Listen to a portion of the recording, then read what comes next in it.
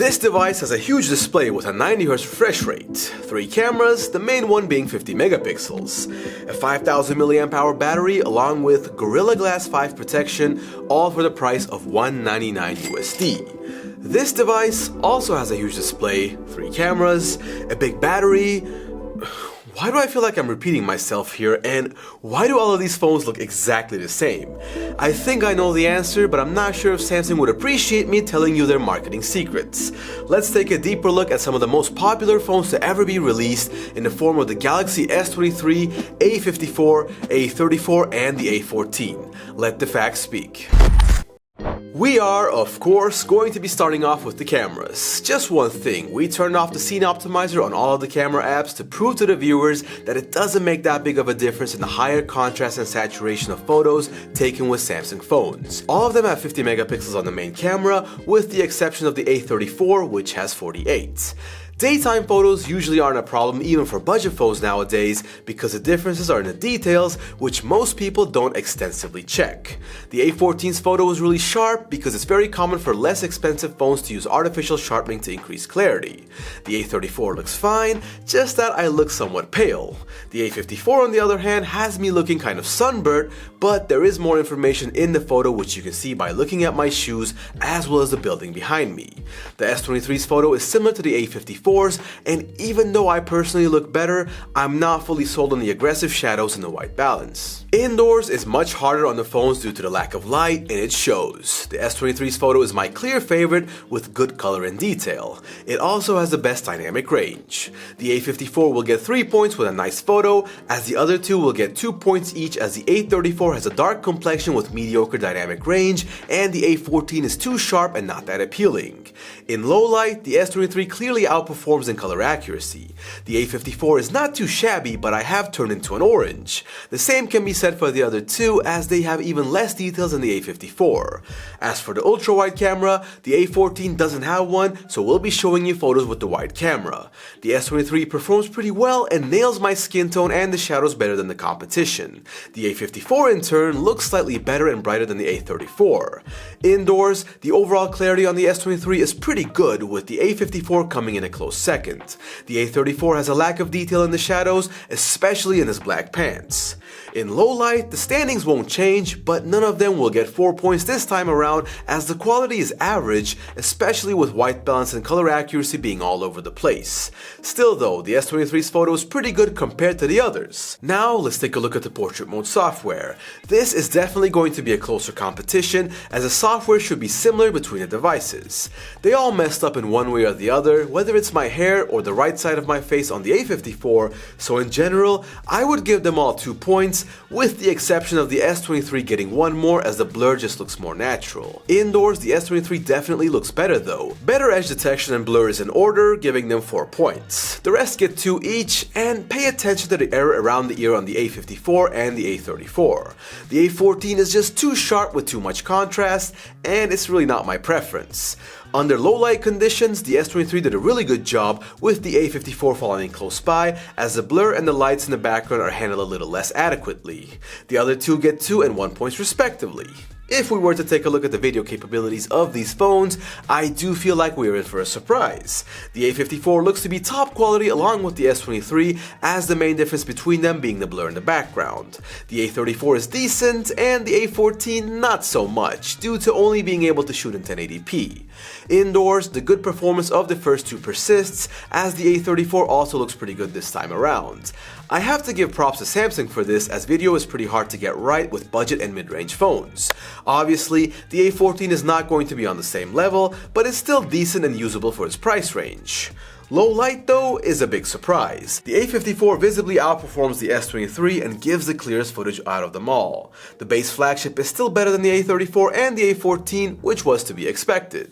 What about zoom though? Well, I'm proud to tell you that the S23 has a 3x optical zoom, even though it is the base version of the flagship, which is insane to me. As we go to 5x and the 10x zoom after that, it becomes fairly apparent that none of them are particularly usable besides the S23, and it's just best to keep yourself limited to 2 or 3x digital zoom when you don't have a zoom lens. So, stabilization. There's pretty much no contest, and I would like to thank Samsung for making it easy for us as the quality is just better from left to right, just like how it was in the zoom category. This can also be seen when I start running, and as a side note, the reason the A14 flops completely is because it does not have an active stabilization mode. The S23 also shoots at 2.5K compared to the 1080p of the others while Super Steady is turned on. As for the front camera, it's fairly elementary. The most expensive phone has the most amount of detail and the most accurate colors, while the cheapest one has the least, and I'm sure none of you are surprised by this. The video quality of the front camera is obviously going to the way of the S23, as the other three focus at a fixed distance, and even then, the quality difference is quite apparent. There's also the issue of dynamic range being subpar on the A series compared to the base S23. What's up guys, we're back with another mic quality test. On the left side we have the Samsung Galaxy S23. I really do think that this is one of the best base model flagships that I've seen in a very long time. And right next to it is the Samsung Galaxy A54. Now the A series is one of the most sold budget and mid-range series of all time, so I'm sure that this will also be a good phone. And right next to this one is the Samsung Galaxy A34. And it should be quite similar, but of course the higher model does have some upgrades that we will talk about later on in the video. And here is Samsung Galaxy A14. 14 is the budget of the budget, and I'm actually really curious to see how this phone will perform. Once again, I do prefer the mic of the S23. There isn't much difference to the A54, just that the base flagship has much better noise cancelling.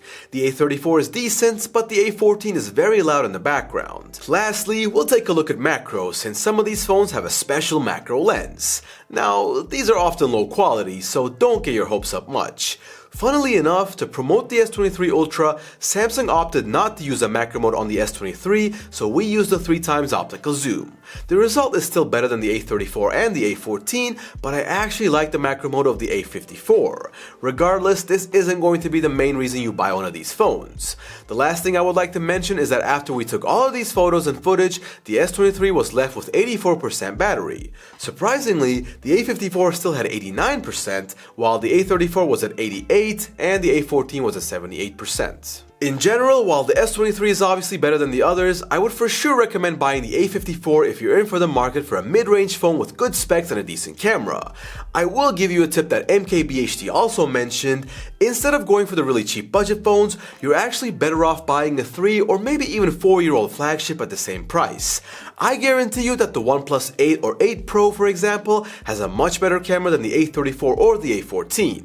When it comes to being better though, it's not just about the camera. These phones are run by brains in the form of chipsets which read and write information to complete complex tasks.